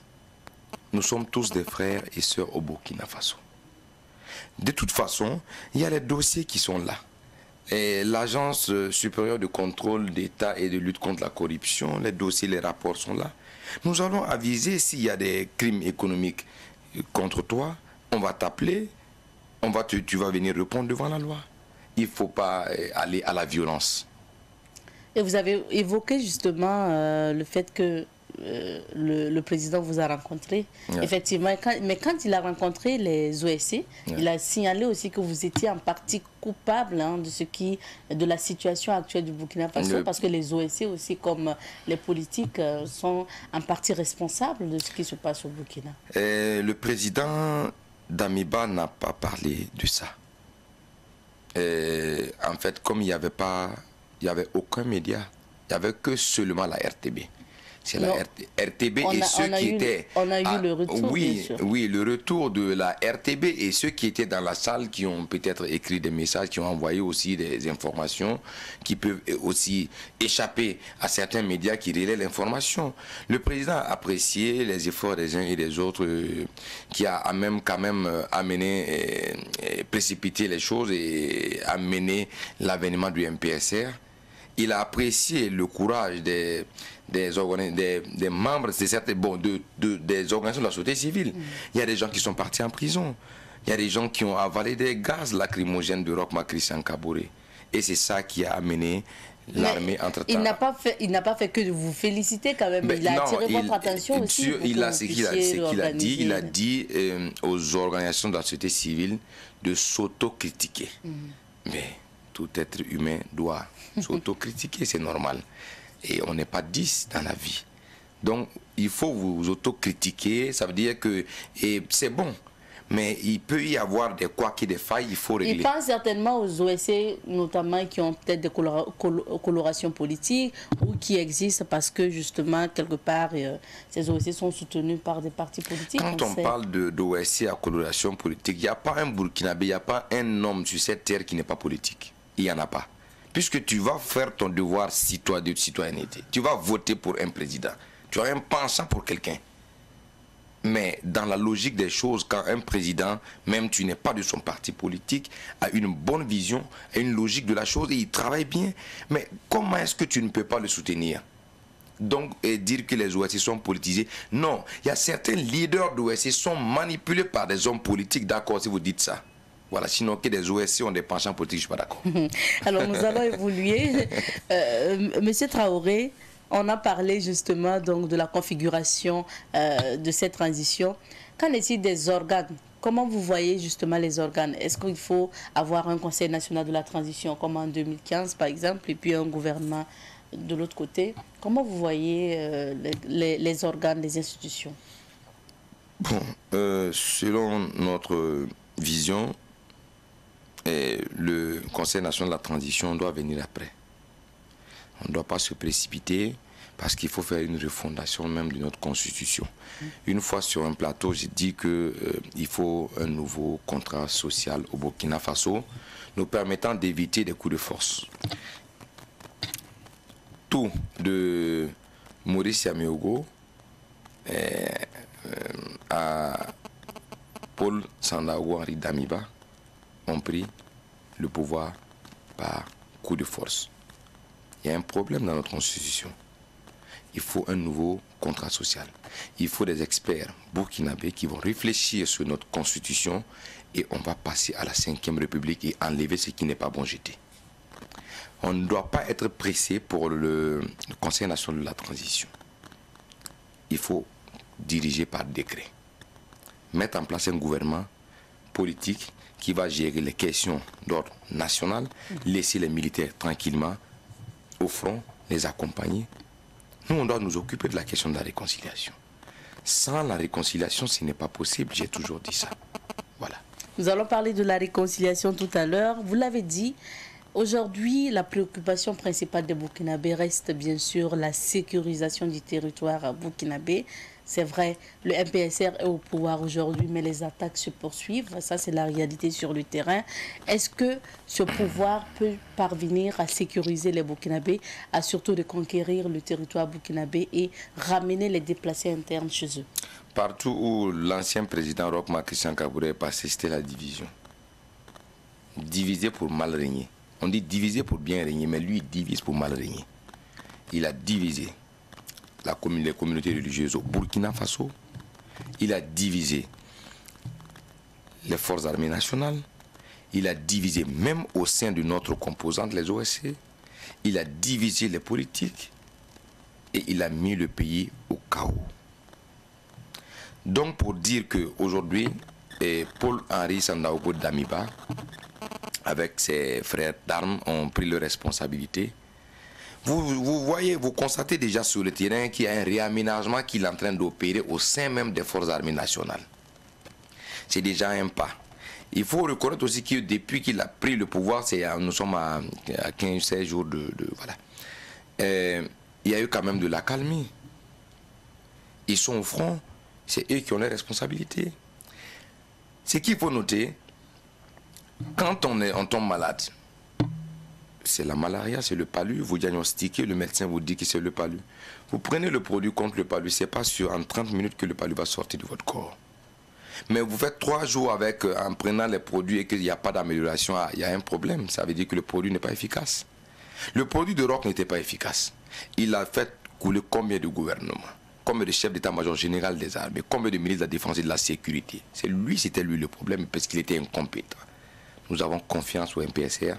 Et qui réclamait beaucoup plus de moyens matériels. 700 et quelques milliards. On a compris maintenant pourquoi ils ont retrouvé 13 véhicules chez Bala Sakandé. 725 milliards de dotation aux forces armées nationales. Eh bien, les gens vont mourir au front, le ventre vide, abattus comme des chiens. Dans un pays, souvent, il faut qu'on se respecte. Force et courage au MPSR, nous allons les accompagner et ils pourront. On sait que vous soutenez ouvertement justement la junte au pouvoir aujourd'hui, le MPSR. Aujourd'hui, quelles sont vos attentes vis-à-vis de ce nouveau pouvoir en place? Nos attentes, c'est la question de la sécurité, premièrement. La question d'abord de prise en charge des déplacés internes et la politique de leur redéploiement dans leur site d'origine, dans leur village et ville d'origine. Et ensuite, le retour des institutions d'État dans les localités déjà et qui vont pouvoir récupérer. La question de la réconciliation nationale et la question de la restauration de l'autorité d'État.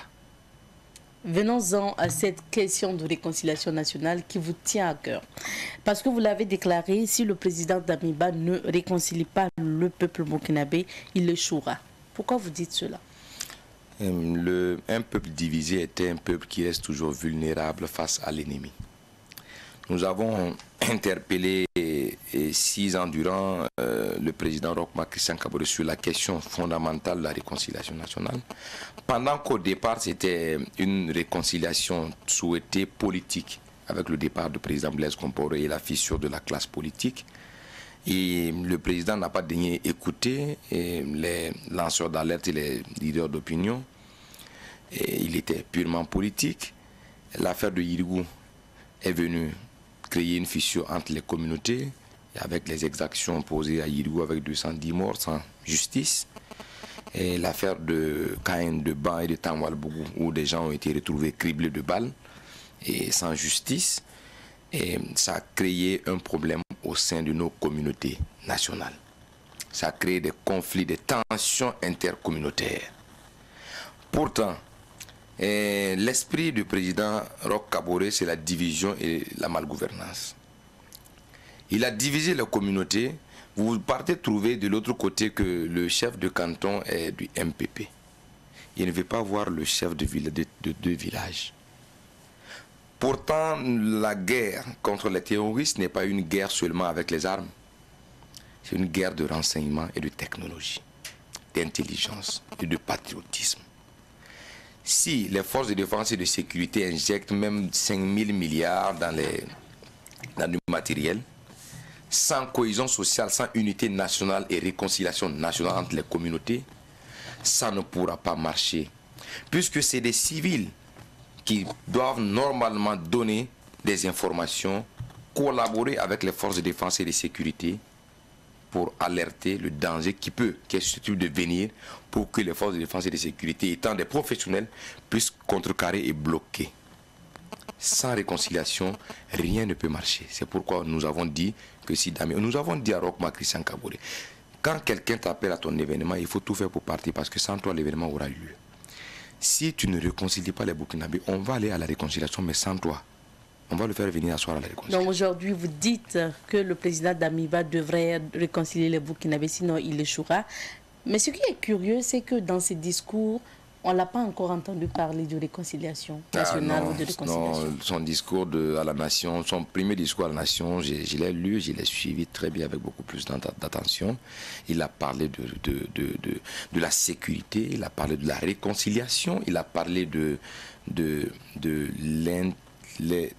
il a parlé de la réconciliation. Il est plus dans refondation, l'intégrité. On ne peut pas refondre une nation tant que les enfants de cette nation ne se parlent pas. Jusqu'à présent, il n'y a pas de... Il n'a pas de schéma clair concernant une réconciliation. Attendez de voir la feuille de route. Attendez de voir la feuille de route. Alors, est-ce que quand vous parlez de réconciliation, vous pensez justement au président, à l'ex-président Blaise Compaoré, parce qu'il faut rappeler que vous êtes le coordonnateur du mouvement pour le retour de Blaise Compaoré. Est-ce que vous pensez à l'ex-président Blaise Compaoré ainsi qu'aux autres exilés politiques? Je veux parler par exemple de son frère aussi, François Compaoré, qui est cité dans l'affaire Norbert Zongo. Quand vous parlez de réconciliation nationale, est-ce que vous pensez à ceux? Nous avons demandé au président Roch Marc Christian Kaboré de faire entrer tous les exilés politiques.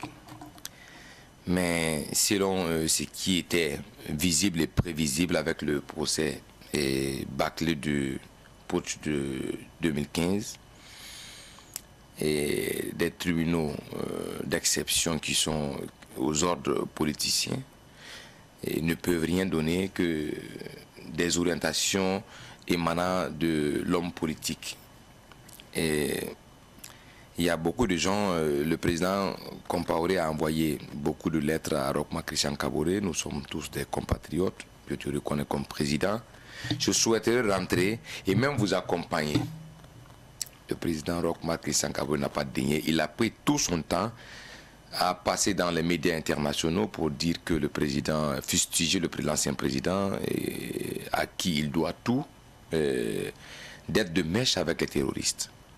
Sur Dutch Will, il a dit les terroristes sont venus à Kosiam, Blaise Compaoré les avait promis des pick-up, et lui il leur a dit d'aller en Côte d'Ivoire parce que ce n'est pas Blaise Compaoré qui est au pouvoir actuellement. Et quand il y a des attaques terroristes que nos frères d'armes, nos frères de forces de défense et de sécurité civile meurent, c'est lui qui sort des Hani, des hommes armés non identifiés, ont fait éruption et ont tué, endeuillé le peuple burkinabé. Ce n'est pas des hommes armés non identifiés. Lui, il connaît l'identité des terroristes. On ne peut pas se permettre d'aller voir le président du Faso, Damiba, aujourd'hui, sans être identifié. Dans ce pays, il faudrait qu'on se respecte. Alors, pour la question encore de retour des exilés politiques, c'est imminent pour la réconciliation nationale. Mais avant d'aller à la réconciliation, je propose à ce que j'exhorte le président Damiba de lancer un appel solennel à tous ses compatriotes qui sont en exil, qui sont hors de Burkina Faso pour des raisons politiques, qui sont poursuivis par la justice, de lever des mandats internationaux qui sont contre eux, de rentrer librement, faire face à la justice de leur pays, parce que nous pensons et nous croyons que Damiba, c'est un militaire, il n'a pas de couleur politique, il n'a pas de coloration politique. Nous avons dit, nous voulons le retour de tous les exilés, mais face à une justice équitable. Et je pense aujourd'hui que Damiba fera tout pour l'équitabilité de la justice, et la vérité sera sue aux yeux de tout le monde. Vous parlez de réconciliation nationale. Comment vous voyez cette réconciliation? Est-ce que le président Damiba devrait poursuivre par exemple le schéma entamé par l'ex-ministre en charge de la réconciliation nationale, Zéphirin Diabré, ou changer de schéma? Ben alors, il ne faut pas peindre tout en noir comme l'ancien régime l'a fait. Il faut reconnaître aussi qu'il y a un travail qui a été fait sur la question de la réconciliation sous le président Roch Kaboré, mais qui n'avançait pas, il avançait aussi de façon solitaire. Il faut exploiter ce qui a été fait. C'est les personnes qui causaient le problème en fait, les personnes qui étaient censées gérer cette question de réconciliation nationale qui était le problème. Sinon, ce n'est pas la formule. La formule peut être discutée au sein de l'opinion nationale et des forces vives de la nation. C'est les personnes, des gens qui ont appelé à descendre dans les rues et qui ont amené des gens à profiter d'eux pour incendier et tuer des Burkinabés, incendier des maisons et tuer des Burkinabés, sont devenus des patrons de la réconciliation nationale. Dans ce pays-là, il faut qu'on se respecte. C'est Zéphirin Diabré qui était le chef de l'opposition politique. C'est lui qui a lancé la marche du 30 et 31 octobre. Mais Salif Diallo, Simon Compaoré, Roch Marc Christian Kaboré, les gens ont profité maintenant. Il a dit non, on n'a pas demandé ça. Il a dit qu'il retire le retrait, il refait le retrait de la modification de l'article 37. Il dit non. Si toi-même tu joues ici, là, c'est un problème pour toi.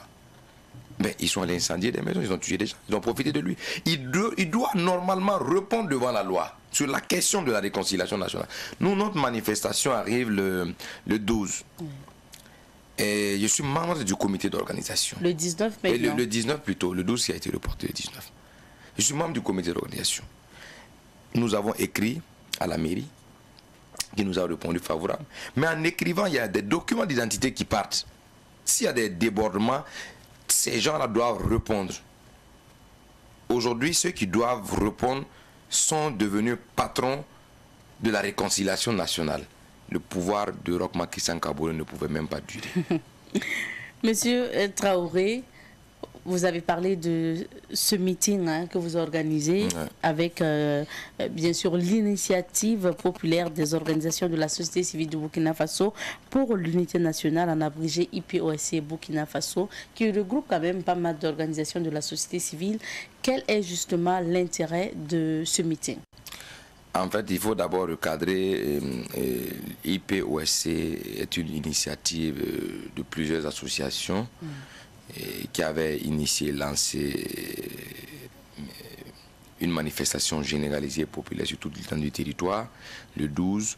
Et finalement, il ne faut pas aller de façon solitaire.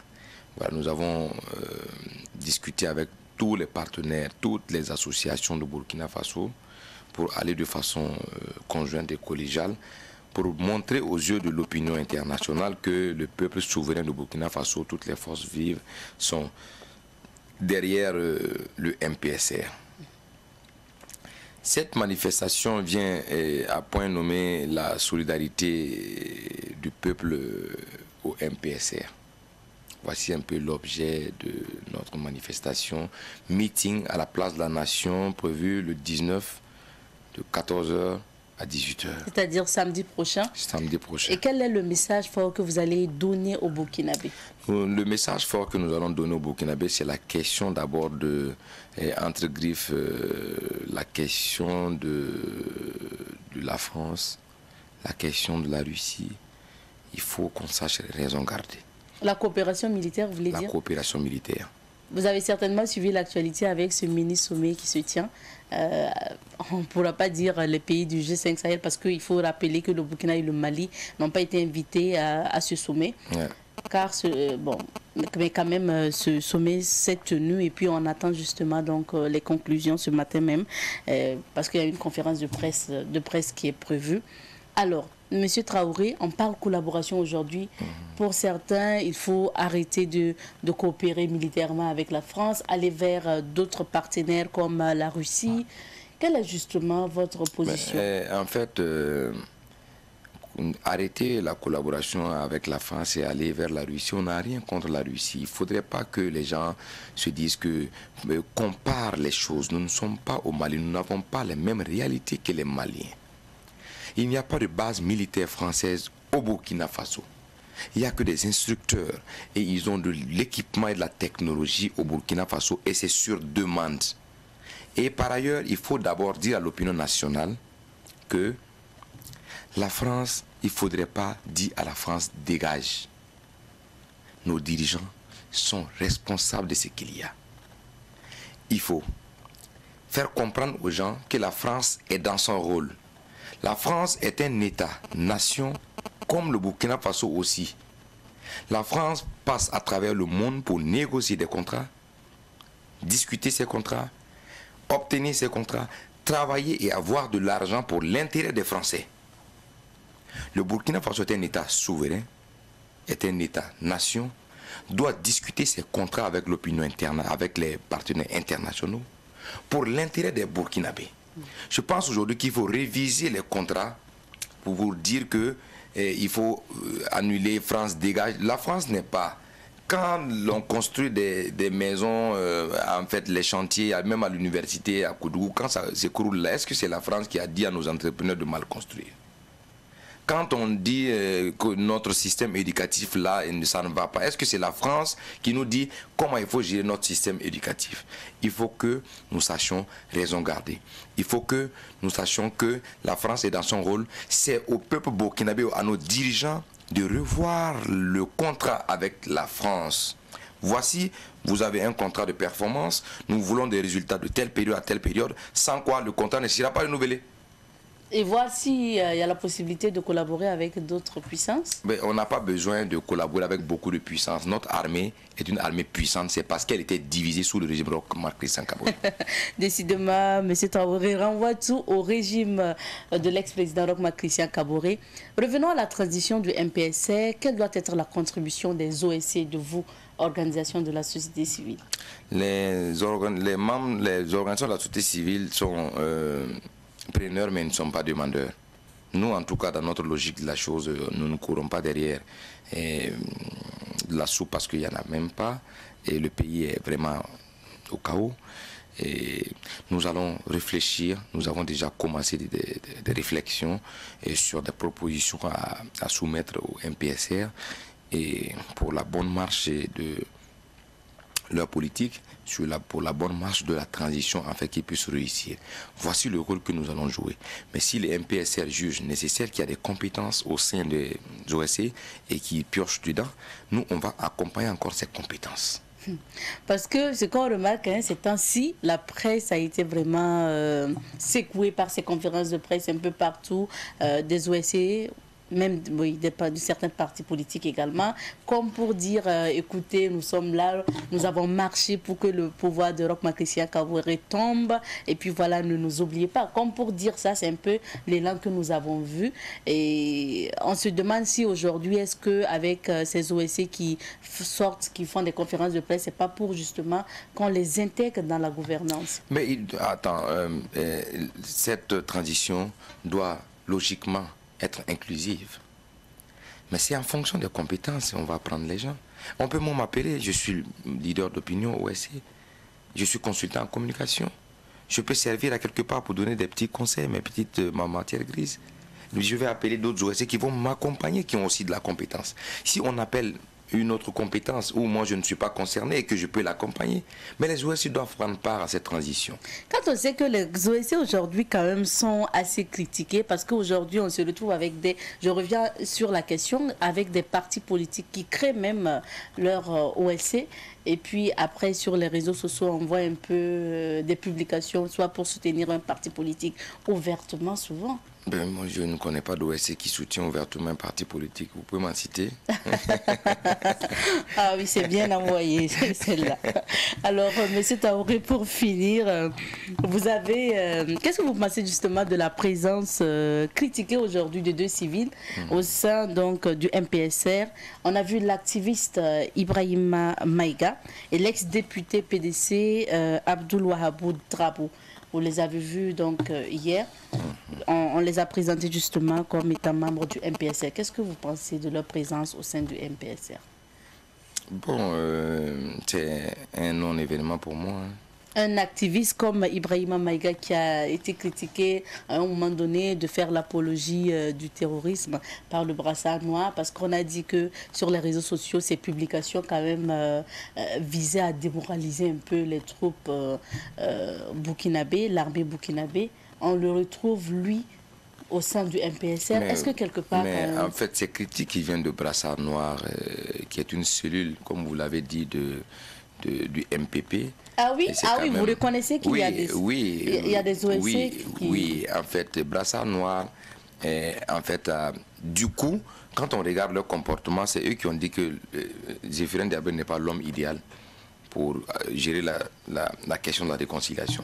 Même pas 24 heures, on les a vus dans le bureau de Zéphirin Diaby pour discuter et ils ont fait des publications pour dire qu'ils vont l'accompagner. C'est des gens, selon nous, qui n'ont pas de moralité, qui n'ont pas de dignité. Ibrahima Maïga était un lanceur d'alerte, il a travaillé sur les réseaux pour alerter les FDS et faire des publications. Et peut-être, je ne sais pas comment il s'est retrouvé au MPSR, mais ça, c'est une affaire du MPSR. Il ne faudrait pas que les gens critiquent. Mais si des activistes très il est arrivé, engagés il a mis en place sociaux. son gouvernement, il nomme son premier ministre qui forme son gouvernement. Il faut critiquer, le gars avance. Le MPSR a pris ses responsabilités. Mais ils appellent qui ils veulent. Si vous vouliez prendre part à une chose pareille, mais il fallait prendre vos responsabilités. Donc moi je pense que dans ce pays-là, il va falloir qu'on travaille à l'union, non à la désunion. Ça pouvait être vous-même, madame, appelée à représenter les femmes au sein du MPSR. Eh ben, je ne pense pas. Parce que quelque part, peut-être avec les publications, vous êtes sur les réseaux sociaux et vous voyez les publications un peu donc de Ibrahima Maïga. Pour certains, peut-être que il a préparé les choses petit à petit. Depuis, je rappelle qu'il ne vit pas au Burkina Faso. Et dès que le coup d'État est arrivé, paf, il est rentré et on le retrouve au sein du MPSR. C'est comme si de l'extérieur, il a contribué à préparer justement ce coup. Ce coup n'est pas un coup d'État préparé à notre entendement, à notre vision de la chose. C'est une prise de responsabilité. Ibrahima Maïga a aidé ceux-là même il était la voix des sans-voix. Les Naïm Touré, Amina Tarachou, ils ont tous travaillé, ils ont très bien travaillé sur les réseaux, à alerter, à aider même Rock avec des publications, à aider même l'armée. Voici ce qui peut arriver. Voici, nous avons des amis qui nous informent. Mais Ibrahima Maïga a fait sortir beaucoup de patates chaudes qu'il a jetées dans les mains de Rock. Les militaires voyaient un politique qui prend attache avec un ami qui est franco-libanais bizarre qui vient et il lui passe des marchés de milliards. C'est le détournement des fonds du denier public. C'est de la gabégie. Il a fait le dossier emblématique d'Ibrahima Maïga, c'est le dossier des hélicoptères commandés par Rafi Lami, inconditionnel du président Roch-Marc Christian Kabore, qui est venu se servir de notre nation pour devenir milliardaire. Monsieur Alkenot a terminé, monsieur Traoré, on aura d'autres occasions. Sinon, pour le moment, vous l'avez dit, la marche, disons le meeting est prévu donc pour samedi à 14h à la place de la Nation. À la place de la Nation. J'invite tout le monde à sortir massivement pour témoigner la solidarité et réitérer l'engagement ferme du peuple burkinabé au MPSR. Merci. Je rappelle que nous recevions pour vous aujourd'hui Mamadou Abdel Kader Traoré, alias Papus Traoré, coordonnateur du mouvement pour le retour de Blaise Compaoré et membre de l'initiative populaire des organisations de la société civile du Burkina Faso pour l'unité nationale IP-OSC-BF. Alors, c'est ici qu'on va s'arrêter pour l'entretien. Aujourd'hui, dans la rubrique invité du jour, nous recevons pour vous M. Nicolas Marques. Il est le fils de la grande star de cinéma Mouna Ndiaye. Il faut rappeler qu'il est étudiant burkinabé à Strasbourg, une ville française. Et il est étudiant en deuxième année à l'école de management de Strasbourg.